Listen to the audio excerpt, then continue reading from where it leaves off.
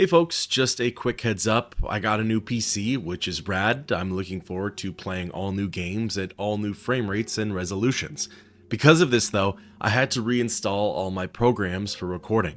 The part that isn't so awesome is that I ended up recording this video in not so great quality. My fault, I should have checked from the get-go. It looked beautiful on my screen, but yeah, it probably won't look as hot on yours. It won't be an issue going forward, but hopefully you can look past those sweet 2006 PS3 graphics.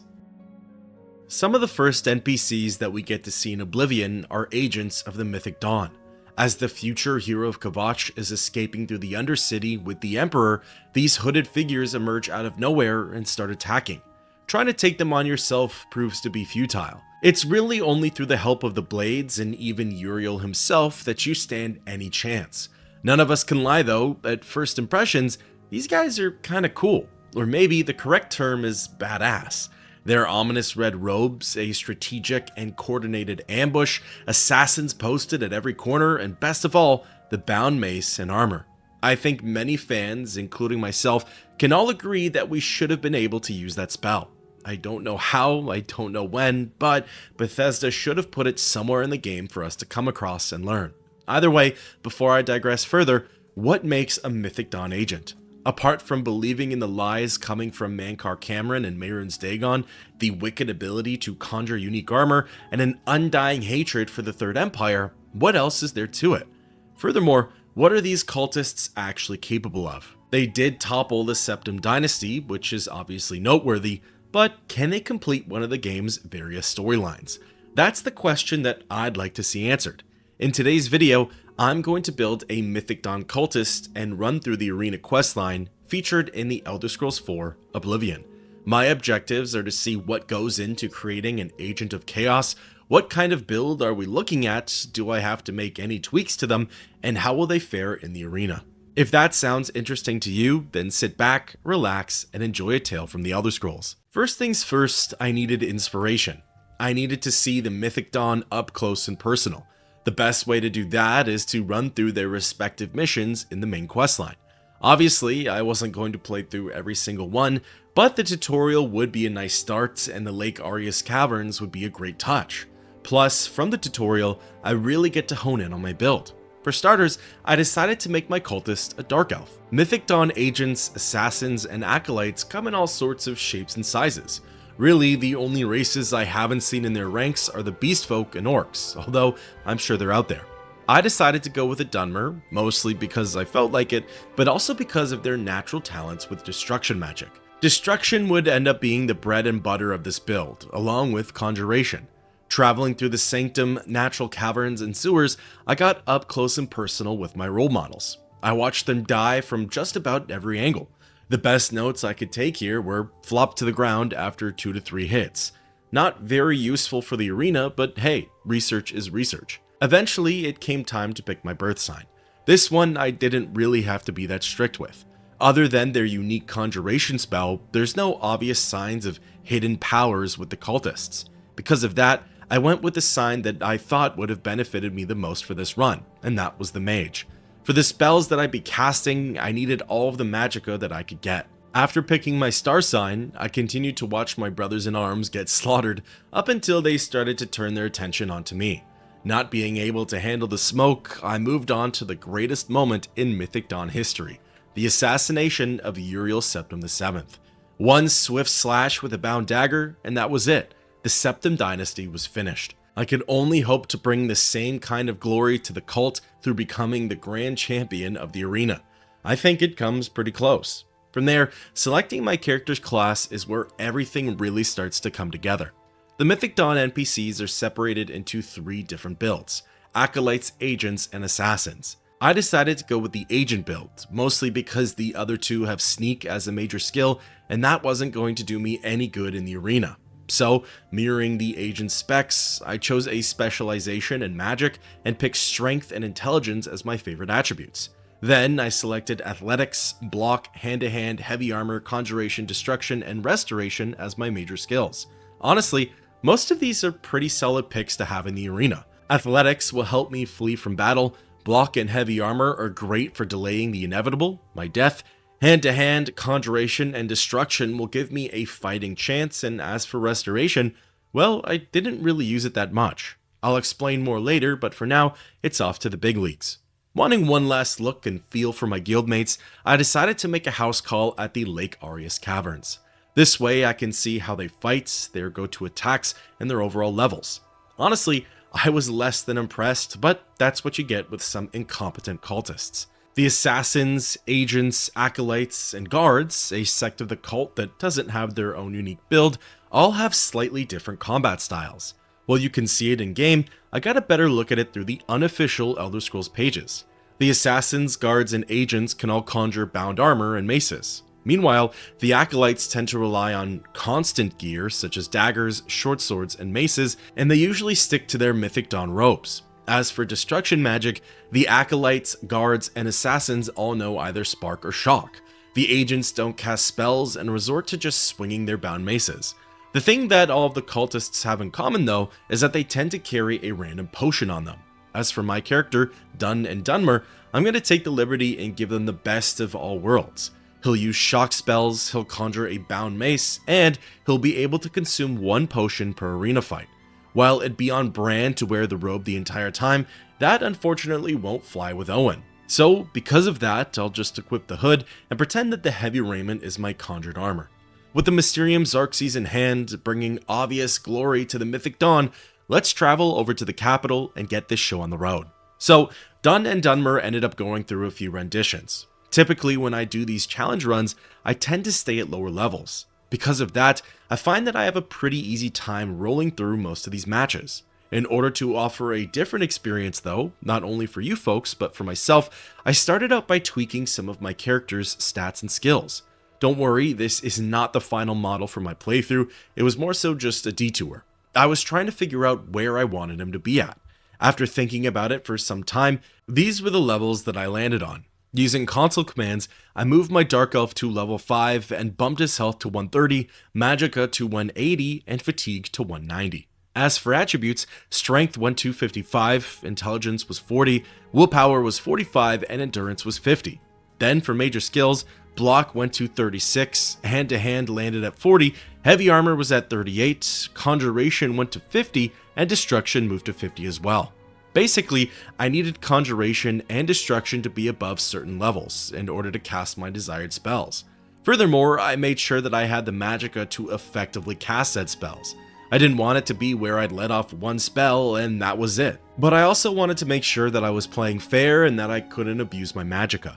Then, since I made tweaks to all those, I thought I'd balance out the rest of the world by raising my level to 5, and because I did that, I thought I'd bring the rest of my attributes and skills to appropriate levels, ones that correspond to a Mythic Dawn cultist who's placed at level 5. Moral of the story, using console commands to change skill levels, attributes, and status bars always ends up making things messy. It's really hard to find an appropriate balance that actually mimics organic leveling. All things considered, I didn't do too bad of a job here, but running through a decent amount of matches in the arena, something just didn't feel right. The first few fights were a little too easy. Obviously, they shouldn't be challenging, as otherwise, that's how you know you're really in for a time. But having been around the block, I knew that Dun and Dunmer's balancing was just off. Honestly, I might have been close to the money on this build, as you'll later see, but because of the ease I was experiencing, it didn't feel right. I could have had dead-on progression, but the fact that I still got there using console commands is what made it feel imbalanced. For starters, Shock was shredding through my opponents. Upon each tag, their health bar would drop down by the chunk. This was more or less how it should be, as it is a powerful destruction spell. However, my enemies were dying way too quickly, and that's what tore down my confidence. Bound Mace was also a decent cast, and I'd be able to knock a few points off their health with each swing, but it was more damage than I had anticipated. Same thing with hand-to-hand. Those punches were simply too effective. Admittedly, the melee combat was a little more believable for this build. If I had only used the mace and my fists, I might not have noticed the differences compared to, say, using the shock spells. Also, what helped to gauge the overall difficulty was that I had done a quick trial run with my vanilla cultist prior to all of the tweaks, and it was nothing like this. I actually had to put in some effort for those matchups. The battle was kind of close, and while it was scary knowing that it only gets more difficult, It was at least real. Then, the final icing on the cake, the most obvious part to this artificial feeling, was my health bar. It barely dropped during these matches. Sure, my heavy armor skill was decent because I made it like that, but as a spellcaster, this was just unnatural. My DPS and tanking abilities were too good for a level 5 playthrough, and because of that, I scrapped this version of Dun and Dunmer and chose a more natural one. Natural level progression doesn't necessarily mean efficient, but it was definitely organic. Using my spare pocket change, I purchased the Bound Dagger spell. Combined with Summon Skeleton, I was able to boost my conjuration skill on the fly. My destruction was already where it needed to be. Apprentice level was all it took to cast Shock. However, in order to cast the very necessary Bound Mace spell, I'd need to be a journeyman in conjuration. Repeatedly casting my grind spells for roughly 10 minutes, I'd eventually get there. Along the way, I'd reach level 3, and I'd be able to put some extra points into some of my preferred attributes. While I wasn't far off, I didn't quite hit the same levels that I had with console commands. Honestly, those extra few points in each category probably went a long way in the arena. And those are likely why Dun and Dunmer felt too overpowered to be in there. My health was at 88, my magicka was at 156, and fatigue 161. Intelligence would go to 53, strength was at 48, willpower was at 33, and endurance 40. In any case, feeling good and ready, I traveled back to the Mages Guild Hall in Coral and chatted with Athrogar. Taking a look at the Bound Mace spell, I need over 500 gold to purchase it. As of right now, I was way under. While I could have picked up and sold more loot, or even embarked on separate quests, I decided that this would be something that I earned through the arena. I'd make goals to purchase certain spells at specific levels in the questline. Ready for some fights, I returned to the capital and enlisted in the faction. For now, my setup as a Mythic Dawn cultist is humble, but let's see how far it gets me. For the first few matches as a pit dog, I was working mostly with Shocking Touch as my offense. It was a great way to gauge just how powerful my destruction magic was, as well as what I'd be going up against for the yellow team. Immediately, with the first combatant, I could feel the difference. Her health drained a lot slower, and mine dropped a lot faster. It didn't instill a lot of confidence, but at least it was a legitimate playthrough. I briefly mentioned it before, but typically, a cultist has one potion on them. Because of that, I limited my run to one potion pop per matchup. In the tutorial area, these elixirs were usually related to health or magicka, so I followed in their wake and kinda just chose the best potions for my character. 9 times out of 10, they were for my status bar. Honestly, whatever needed more attention during the matchup. When I'd need it, I'd visit the Gilded Carafe and restock on the important elixirs. It didn't take long for Dun and Dunmer to hit a wall. In fact, it was the second yellow team pit dog combatant. The Imperial Warrior rocked my robes. However, I knew exactly why that was, and unfortunately, it was a problem that would reoccur. It was a skill issue. These opponents were jumpy and knew how to move. One good strafe or sidestep, and my spell wasn't landing anywhere near them. Funny enough, I'd get the same sort of liberties when I faced off against a spellcaster, but being one, I really had to make sure that my casts were dead on and effective. Otherwise, I'd be losing fights. Taking him on a second time, I was the lucky one who walked out of the pit alive, but it wasn't by much. Keep in mind too, this was only the second fight, and I had a long way to go. Matchup number 3 was no issue at all. It was me against some Argonian archer, and I mean, come on. Admittedly, he did do a little better than I thought he would. He got my health down to a quarter, so shout out to the third yellow team pit dog. But the old methods worked. If I needed to regain magicka, all I had to do was stay hidden behind a pillar and charge in once my blue bar was at an appropriate level. Once the 3 battles were over and done with, I had a small to-do list that needed to be taken care of. First and foremost, a level up. Jumping to level 4, slowly the build was coming together. I did switch off between putting points into strength and endurance, simply to balance out health and heavy armor, as well as hand-to-hand and the bound mace. Otherwise, willpower and intelligence were getting all the attention. Next on the list was robbing the Red Room blind. Taking all of the claymores and warhammers, I'd sold them off to the local merchants of the Imperial City. I guess there's no more training equipment, sorry folks. After doing that, I finally had enough gold to purchase the bound mace. RP-wise, this was excellent. I could now fight like most of the Mythic Dawn cultists. Practically though, it wasn't the best option for my character, at least not right now. Conjuring in the mace saps up way too much of my magicka, about 2/3 of it. Furthermore, due to my strength attribute, I'd assume, it doesn't do all that much damage. At least it doesn't do nearly as much as I'd like it to. I feel like a sitting duck while wielding it. My health gets shredded and I'm left tossing peanuts at my opponent. Just doesn't feel as effective as, say, the Shocking Touch spell. I will say though, the biggest upside to the mace is that it allows me to block more effectively.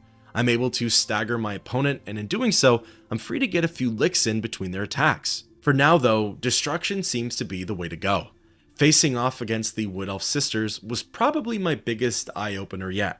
Typically, I don't find them to be too challenging. The archer stays in the back while the melee fighter charges in for certain death.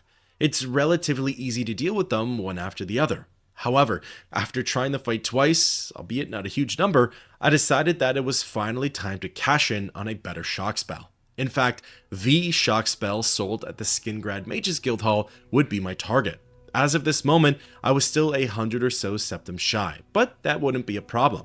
Committing Cyrodiilic fraud, I enlisted in the Fighters Guild and promised to do my share of contracts. Instead though, I ended up looting all of their weapons and sold them to the local smith. Thanks guys. After that, I was able to return to Selena's Vasinus and acquire the shock spell. This destruction cast would go on to be the saving grace for this playthrough. Its damage output and range would end up winning me a lot of fights. There was just one issue though, and it would go on to plague me for the rest of this run: my overall magicka. Between shock and bound mace, my magicka bar was always depleted. Even when it'd rise back up a bit, it needed to be at about a quarter to cast shock, and well beyond that for the mace. Because of that, a missed tag with shock would be catastrophic. I'd be stuck waiting for my bar to regenerate, and again, it'd make Dun and Dunmer no better than a nuisance creature. In that case, I found it easier to switch off to Shocking Touch. It dealt way less damage, but at least I'd have a constant flow of casts. Also, at this point in the run, I made use of the best service Oblivion could provide: saving on the spot. After making it to a certain milestone in the matchup, I'd find a safe place to stand and save my progress. This way, if I lost due to some shenanigans, I'd be able to revert back to a previous point where I had the upper hand as opposed to the very beginning. The fun doesn't stop there though. For my next opponent, I had made yet another realization. Two-handed melee fighters are rough matchups. I knew this much from betting on arena matches, but feel like I never really got to experience it. I've never had issues taking them on like I have during this playthrough. The damage dealt in one combo was just too much for Dun and Dunmer to bear. Plus, I'd work their health down, and just like every other opponent, they'd pop a healing potion and get sent back to mid-fight status. Technically, I had the same liberty, but it never felt as effective when I did it. I guess it's all about perspective. Again, I let off a few casts of shock, and after that, I'd be playing around with Shocking Touch or the odd blast of lightning every 10 to 15 seconds. It only took 2 attempts to beat the Khajiit, but honestly, I'd consider that lucky. After that fight, I really wanted to force another level up. I thought the best way to catch up to all of my opponents would be through adding more points to willpower and intelligence. Right now, my biggest weakness is gassing out. If I can find a way to bump up my overall magicka as well as magicka regen, then I'd be in a way better position. As of this moment, the easiest way I can think of for putting me over the edge is to conjure up a skeleton and then blast it down via destruction. Nothing complicated, just tedious. After a while, I finally rose to level 5 and felt like I could press on with the questline. Truthfully, I didn't notice that much of a difference for the next few fights, but I'm sure it was there, in some kind of way. I'd still gas out pretty quickly. Honestly, I think with the spells I wanted to use, there was no changing that. At this point, the only thing I could do is adjust my approach, figure out ways to counter each of my targets. For this one, he fought with a mace and blocked with a shield. I never would have thought it, but taking him on in direct combat seemed to be the best strategy. At the very least, it worked. I started the fight with my mace, then juggled some destruction spells, and finally threw in a little bit of hand-to-hand. It wasn't pretty, but it was enough to win the battle. So, you might remember that my character's major skills include hand-to-hand and restoration. Truly, those are the only things so far that I've yet to take advantage of. Well, it was right around here that I took full advantage of slinging my fists. I don't know that I've ever seen a Mythic Dawn cultist fight with their hands, but I'm of the opinion that every build can do so. At the end of the day, it's the literal one weapon that every character has access to, no matter what. Plus, most of the time, Dun and Dunmer's hands are empty. On occasion, he has a mace that ends up disappearing after 15 seconds. Most of the time, these fights are around 1 minute long, so I think it's fine to make use of them. However, where I'd end up taking a hard stance is for restoration. If it's in the Mythic Dawn set of major skills, then I don't see a big problem with me using it. In fact, maybe I should have taken advantage of at least heal minor wounds. That probably would have saved me a lot of stress and a lot of time. There were just a few things though. I think that for my challenge run through the arena, I wanted it done a certain way. I mostly wanted to test my offensive magic skills, kind of like how the Mythic Dawn do it. Similar to what I was saying for hand to hand, I couldn't recall seeing too many of the cultists cast restoration spells. I'm sure it happened and that I'm wildly misremembering, but again, I felt like I wanted to draw a line somewhere. Plus, my magicka was already being spread thin.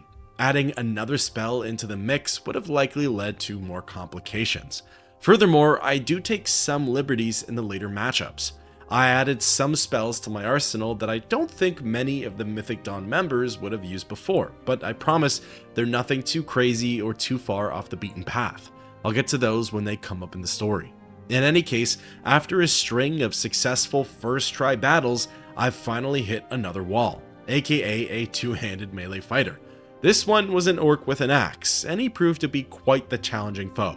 I could only get his health down by so much before he clobbered me into the ground. At this point in time, this was the matchup that I had made the most attempts on, albeit it wasn't nearly as much as some of the future battles, but it was definitely more than I expected. I'd get pretty close to closing out the match, but so would he. I would have exhausted my potion use, and my magicka would be completely drained.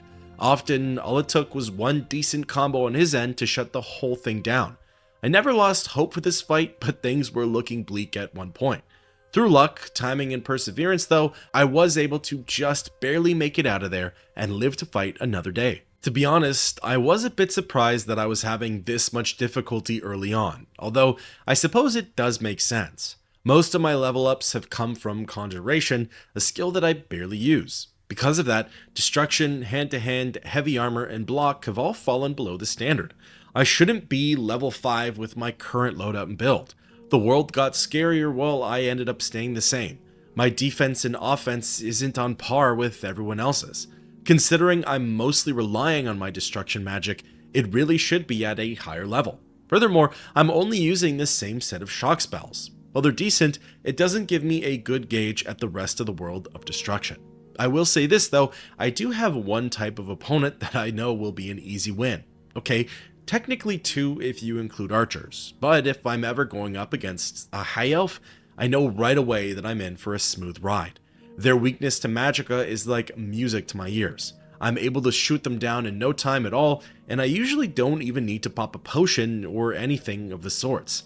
I'll take Altmer opponents all day, but like with most things in life, sooner or later our luck runs out. My very next opponent would be a nightmare, the orc that wields a glass warhammer. In every single arena run that I've ever done, she always gives me trouble. Her strength combined with the sheer power of that weapon is a recipe for a quick death. It only took one try for me to realize that I had to improve somewhere. In theory, the easiest way to do that is by jumping to level 6. In practice though, it didn't do nearly as much as I'd have hoped. Round after round, death after death, nothing was making a difference. One good hit with that hammer and my health would drop by the chunk. Talos forbid she'd land a heavy attack. That was essentially just a game over. I kid you not, I was probably stuck on this match for a good 15 minutes. Maybe the Mythic Dawn weren't meant to conquer the arena. Maybe their legacy ends with the Septums. You might have seen glimpses of it in my previous fights, but I was doing the tried and true method of fleeing. By strafing around the edges of the pit, making sharp adjustments as I went along, I'd be able to keep a safe distance from my assailant. They'd be hot on my tail for the entire time, so there was never a moment where I could stop running. However, it at least gave me a chance to regenerate some magicka. In the past, this helped me to overcome some tougher matchups and gave me the courage to once again stand my ground. For the orc with a glass warhammer fight though, it was 100% necessary. I needed to maintain that distance so I could safely fire off a shock spell and not get swung at. This was easier said than done, and I must have died around 15 or so times, probably more. Although, all it took was that one lucky break to come out on top and beat the Orsimer. Through the power of strategic evasion and saving at key points, I was able to best my most challenging foe yet. From here on out, the Mythic Dawn sidestep would be a pivotal point in Dun and Dunmer's success as an arena combatant. Feeling motivated and ready, I went to Owen for my next matchup. At this point, I was ready to take on the world. However, that's when he delivered some of the worst news thus far. My next fight was going to be against the 3 Argonian prisoners. Remember how I said that the previous matchup was always infamous in my mind, no matter the playthrough? Well, that's tenfold for the 3 Argonian prisoner fight. These guys really prove that strength comes from numbers. Individually, none of them are that challenging. Altogether though, they're excellent at overwhelming you. You try to focus on one of them and get their health down a bit, only to have another step up to the plate and take their place. By then, your health is in the gutter, and the 3 of them are doing just fine. After a couple of tries, I decided that enough was enough, and decided to cash in on some of those aforementioned liberties. Again, I've never seen a cultist use one of these spells, but because it complements my build, I just had to go for it. Returning to Selinus Vasinus at the Skingrad Mages Guild Hall, I bought Electric Touch and Weakness to Shock. Electric Touch is just the hands-on version of Shock, so that one I'm more than okay with. Weakness to Shock though is a bit of a stretch. It's a little out of left field, but you know what? Dun and Dunmer deserves the leg up. Since I forgone the use of restoration magic, I figured I could at least let this one slide. Plus, it works so perfectly with my 3 shock spells. I could let off a weakness cast, followed up with Electric Touch or Shock, and then finish off with a few shocking touches. As a plan, this was all pretty sound. Put to the test though, I need to give it a few tries. For the first 2 prisoners, it worked like a charm. For the third though, my character was already gassed out, and I was back to more traditional methods. Run around the arena, let off a spell when possible, and save after every successful tag. A tedious process, but sooner than later it'd get the job done. By this point in the questline, I had pretty much put the mace to the side. It sucks because to me, the bound mace is a staple to the Mythic Dawn build. It feels like it's their main means of offense. I would have preferred to mostly rely on the mace and then supplemented it with some destruction, but that clearly wasn't going to be the case. It just wasn't producing nearly enough damage, and I could only get 2 casts off before my magicka had depleted. Maybe 3 if I popped a potion, but I didn't want to use my only lifeline on something that wasn't even guaranteed to work. Again, the mace was excellent for blocking, but at that point, it kinda made for a one-trick pony. Plus, oftentimes my opponent would do the thing where they hold their block until I let off an attack, and by that point, the time limit on my mace would be up. This wouldn't be the last time you see the mace. In fact, it has its moment later on, but for now it doesn't really make the rotation anymore. So, after getting my rear kicked by this Khajiit more than a handful of times, I resorted to simpler methods of combat, hand-to-hand and destruction magic. The benefit to using my fists is that, at random times, it ends up staggering my opponent. It isn't necessarily something I can control, and oftentimes it lets me down, but when it does happen, I take full advantage of it, and it usually turns the tide of war. At this point, I only had a handful of matches left for the arena. I was on to my advancement fight for the rank of hero, and with it, I already had a lot of opinions on this build. I think if done properly, the Mythic Dawn cultists could be like any other spellcaster. In fact, it's not even that far off from, say, a conjurer's build or even a battle mage. Really, the cultists just conjure in their gear while the battle mages are always donning theirs. If anything, the Mythic Dawn are playing chess while the Mages Guild are playing checkers. In any case, there are some differences between all of these builds, but they mostly come down to the specific spells used. For the most part though, this is a very playable loadout. It puts a healthy emphasis on offense, defense, and restoration. That last one is something I should be taking advantage of, but oh well.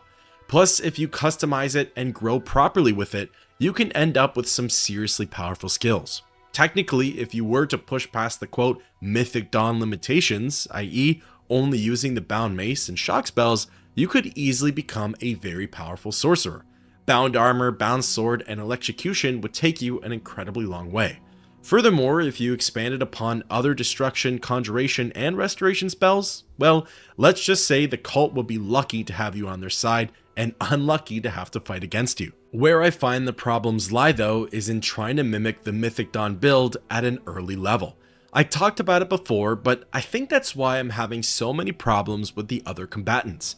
I think reaching Journeyman in Conjuration and not spreading the love to my other skills had really set me back. My attributes and status bars can't keep up with the spells I'm casting and the damage that I'm taking. Like most skills, it's better to let their progression happen as efficiently and naturally as possible. Otherwise, you become like Dun and Dunmer. You're excellent at conjuring up a skeleton, but you're not so good at fighting with a mace, casting shot spells, or tanking hits. Of course, a lot of the challenge comes from my limited use of potions and the fact that I'm not using restoration spells. Those of course add fuel to the flames and turn this playthrough from an experience to constant problem solving. That's why I do this though, to push the limits, experiment, and see how far these types of things can go. At this point, I only have 3 matches left. These were actually some of the ones that I was most curious about. For starters, I had to face off against another High Elf. Under any other circumstance, a dream come true. However, one that's wielding the Grey Aegis, a shield that shields all forms of magicka for 100%, not so good. It looks like for this one, I'd have to resort to the bound mace and or my fists. Believe it or not though, the bound mace did a great job here. I think because the Altmer wasn't particularly that talented in melee combat, we more or less had an even back and forth. He wasn't doing that much damage to me, nor I to him. That was fine, as I knew at the end of the day, I could be the more aggressive one. Occasionally, he'd let off a touch flame spell, but even if it landed, which it never really did, it only chopped down a small portion of my health. If he cast more of those, then I might have been in some trouble, but because he didn't even really bother, I was able to beat him on my first try. Technically second, but that's because my game crashed.